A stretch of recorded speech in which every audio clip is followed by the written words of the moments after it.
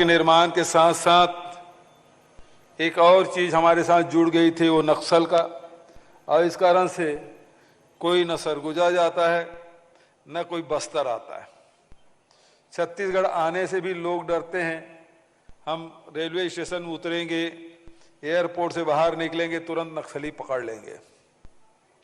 लेकिन पिछले 3 वर्षों से हम लोगों ने जो प्रयास किया है वो सबके सामने है। हमने राष्ट्रीय आदिवासी नृत्य महोत्सव का आयोजन किया, लेकिन वह आयोजन अंतर्राष्ट्रीय हो गया। विभिन्न देशों के कलाकार यहाँ आए और पहली बात, देश के सभी राज्यों के कलाकार तो आए ही, विदेशों के भी कलाकार यहाँ आके अपने कार्यक्रम दिए। तो एक अंतर्राष्ट्रीय कार्यक्रम हुआ और लोग छत्तीसगढ़ को जानने समझने लगे। बहुत सारे साहित्यकार, लेखक सब लोग आए और छत्तीसगढ़ के बारे में जो उनकी सोच थी उसमें काफी कुछ परिवर्तन हुआ है। आदरणीय साथियों, बहुत सारी बातें केसरीलाल नायक जी ने संक्षिप्त उद्बोधन में लेकिन बहुत ही सारगर्भित जानकारी दी कि कितने हमारी जनजाति हैं, कितनी भाषाएं हैं और किस किस बोली के कितने जानकार लोग अब इस दुनिया में रह गए हैं। और निश्चित रूप से एक चिंता का विषय है कि बहुत सारे जनजाति जो बोली है अब वो सिमटते जा रहा है। बहुत सारे उसके अब अस्तित्व ही समाप्त हो रहा है और उसके अस्तित्व समाप्त होने से, बहुत सारी भाषाओं के समाप्त होने से निश्चित रूप से जो उनकी जो संस्कृति है उसका विलोप हो रहा है। उसके जो भाषाएं हैं विलोप होने से उनके भाव, उनके भंगिमाएं, उनके विचार, उनके परंपराएं वो भी उससे विलुप्त होती है। और इस बात को ध्यान में रखते हुए छत्तीसगढ़ में अभी जैसा कि डॉक्टर प्रेम साय जी टेकाम ने बताया कि हमारे छत्तीसगढ़ में 16 प्रकार के जो बोली और भाषा है उसमें हम पहली और दूसरी कक्षा के में भी एक पाठ्यक्रम रखे हैं ताकि जो मातृभाषा है, मातृबोली है, उसमें बच्चे सीख सकें। उससे निश्चित रूप से बच्चों को अपनी मातृबोली के प्रति प्रेम भी होगा और दूसरा उसमें जल्दी से सीखेंगे भी। एक और प्रयास हम लोगों ने किया है। अभी बस्तर में जो बादल एक संस्था हमने बनाई है, Bastar art dance art and literature, इस प्रकार की संस्थाएं हैं जो बस्तर के जो जनजाति, विभिन्न जनजातियों के जो रहन सहन है, खान पान है, उसके रोजगार है, उसके व्यवसाय है, उसकी भाषा है, उसके नृत्य है, उसको सबको सहेजने, लिपिबद्ध करने और उसको आगे बढ़ाने के लिए एक संस्था हमने खोली है जिसमें वहाँ की जनजाति आके कार्यक्रम भी देते हैं, चित्रकारी भी कर रहे हैं, सीख भी रहे हैं। पुराने हम लोग उस दिन कार्यक्रम किए थे, माटी त्योहार के रूप में उसको मनाया था। नीलेश जी भी उसमें शामिल थे और वहाँ उस प्रकार के नृत्य का वहाँ प्रदर्शन किया जो विलुप्त हो रहा था। तो ऐसे विलुप्त हो रहे नृत्य शैली है, विलुप्त हो रहे जो भाषा है, उसको लिपिबद्ध करने के बाद बस्तर में जाएंगे तो बहुत सारे लोग हल्बी बोलते हैं, बहुत सारे गोड़ी बोलते हैं, कोई मुरिया मारिया बोलते हैं, लेकिन सब लोग नहीं जानते। मुरिया होने के बाद ही मुरिया में नहीं बोल पाते, गोड़ होने के बाद भी गोड़ी में नहीं बोल पाते, हल्बी होने के बाद भी हल्बी में नहीं बोल पाते। तो ऐसे में इसको सहेजने, संवारने और संवर्धन करने का आवश्यकता है, जो प्रोफेसर वर्मा जी ने जो बात कही है। और सौभाग्य ये है कि छत्तीसगढ़ सरकार ने उस दिशा में काम करना शुरू कर दिया है और ये सौभाग्य की बात है कि इतने वर्षों बाद पहली बार छत्तीसगढ़ में राष्ट्रीय जनजाति साहित्य महोत्सव का आयोजन हो रहा है। और एक चीज और मैं कहना चाहूंगा कि एक जनजातियों की जो धारा है, दूसरा जिसे हम मुख्य धारा कह सकते हैं, और इस मुख्य धारा और जनजातियों की जो धाराएं बह रही है उसके बीच में कोई सेतु नहीं है। और उसके कारण से आदिवासी समाज में क्या घटित हो रहा है घटनाएं, उसके समाज में क्या परिवर्तन हो रहा है, साहित्य के क्षेत्र में, नृत्य के क्षेत्र में, जीवन शैली में क्या परिवर्तन हो रहा है, मुख्य धारा के लोग नहीं जान पा रहे हैं। और मुख्य धारा में जो लोग हैं, जिस दिशा में आगे बढ़ रहे हैं, जनजाति समाज के लोग उससे वंचित हो गए हैं। तो और ये जो आज ये 3 दिवसीय जो कार्यक्रम है, जिसमें साहित्य के भी, जिसमें नृत्य भी और जिसमें चित्रकारी भी, इसका प्रदर्शन होगा। तो ये आज का जो आयोजन है, निश्चित रूप से ये दोनों जो धाराएं हैं उसके बीच में पुल का काम करेंगे, जिससे एक तरफ से दूसरे तरफ जाया जा सकता है, दूसरे तरफ से इस तरफ भी आया जा सकता है। वहां जो साहित्य रचनाएं हो रही है, वहां नृत्य शैली जो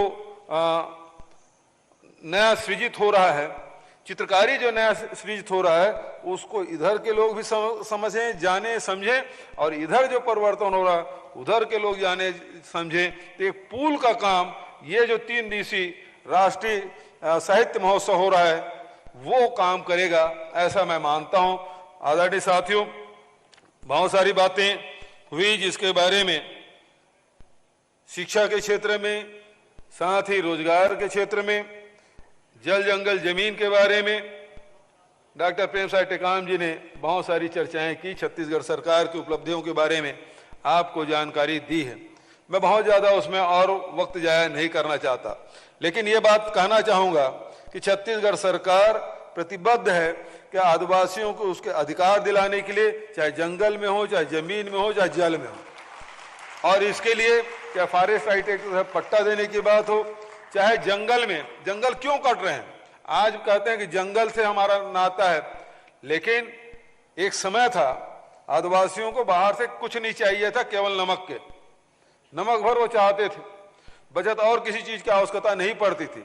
लेकिन सने सने हमने देखा कि जंगल में जो आपके जरूरतमंद जो वृक्ष थे, चाहे वो साल हो, चाहे वो तेंदू हो, चाहे चिरौंजी हो, चाहे आपके जितने भी फलदार वृक्ष थे, महुआ से लेके सारी चीजें, हर्रा, बहरा, आंवला, ये सब चीजें वहां उत्पन्न होती रही है।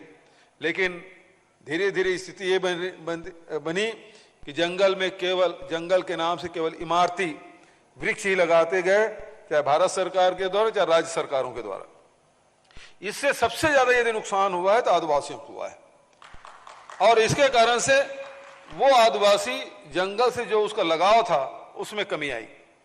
और इसलिए हमने पिछले साल से तय किया है कि अब हमारे छत्तीसगढ़ के जंगल में कोई वृक्ष लगाया जाएगा तो फलदार वृक्ष लगाया जाएगा।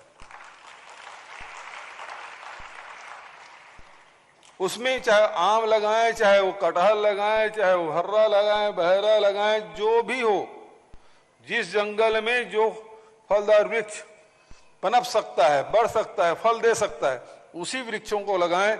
उससे होगा ये कि हमारे जंगल में रहने वाला आदिवासियों को उससे लगाव भी होगा, वो काटेंगे भी नहीं, दूसरे भी नहीं काटेंगे, दूसरे भी बुरी निगाह उस पेड़ पर नहीं पड़ेगी, क्योंकि इमारती होगा तो तुरंत काटने की सोचेगा, यदि फलदार वृक्ष होगा तो कोई काटेगा भी नहीं, और हमारा जंगल भी हरा भरा रहेगा, और साथ ही आदिवासियों की जो आवश्यकताएं हैं उसकी भी पूर्ति होगी। और इसी कारण से 7 प्रकार से लेकर 65 प्रकार के जो लघु वनस्पति खरीदने का फैसला किया, न केवल लघु वनस्पति खरीद रहे हैं बल्कि उसका वैल्यू एडिशन भी कर रहे हैं, ताकि लोगों को रोजगार भी मिले और ज्यादा दाम भी मिले।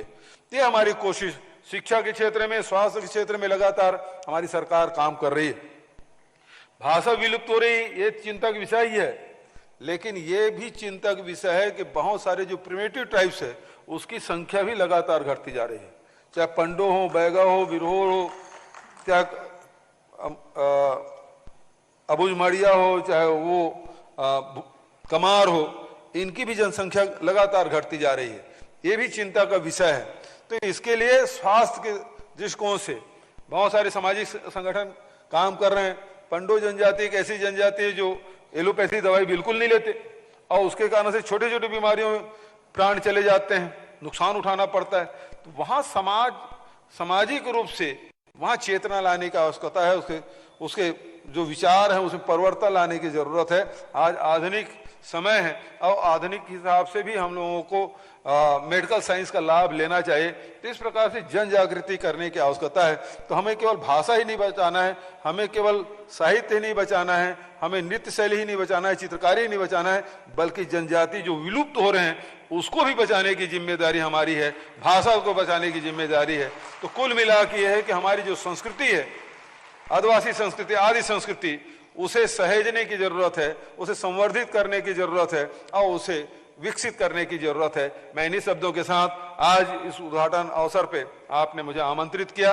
आप सब ने मेरी बात ध्यान से सुनी। 3 दिन तक रहेंगे।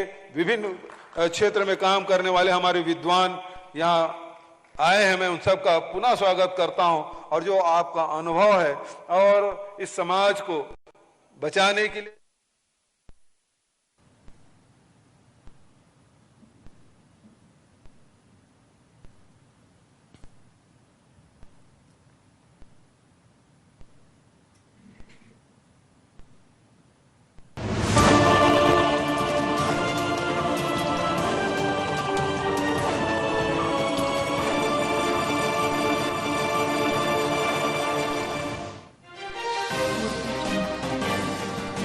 पीएम मोदी का 2 दिवसीय गुजरात दौरा। बनासकांठा में डेयरी का किया लोकार्पण। कहा, गुजरात की सफलता पर प्रदेशवासियों को है गर्व।